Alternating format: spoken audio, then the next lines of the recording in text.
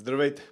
От началото на създаването на сметката ми до този момент, който са 3 дни, успях да направя 64 евро и 53 цента на живо. Ако искате да гледате, присъединете се към безплатната Telegram група, където търгувам на живо. Какво имаме като правила? Да не търгуваме по време и 40 минути след волатилни събития. Сега добавяме още едно правило – правилен риск.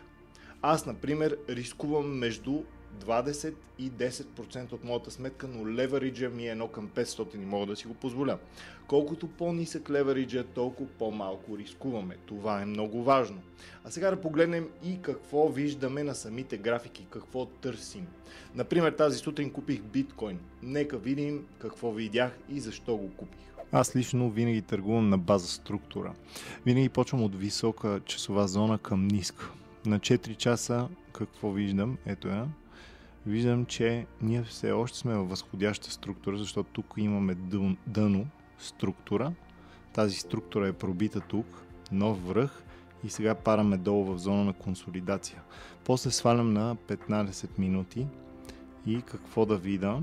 Виждам, че макар и да имаме падане последните дни, ето тук, ако виждате, имаме, само да си намеря, имаме една зона, която е силна и вчера тя е пробита. После сме се върнали и тук ето тази зона, съответно, е хубава зона за влизане, защото тя служи като подкрепа и съответно трябва да се търси някъде цена тук. Моята позиция в случая е купена тук и аз търся да излеза някъде тук на половината движение, за да съм сигурен. Но въпросът тук е, че не слагам стоп-лос и защо не използвам стоп-лос, защото винаги на такива зони има много волатилност и институциите прибират тук ликвидност.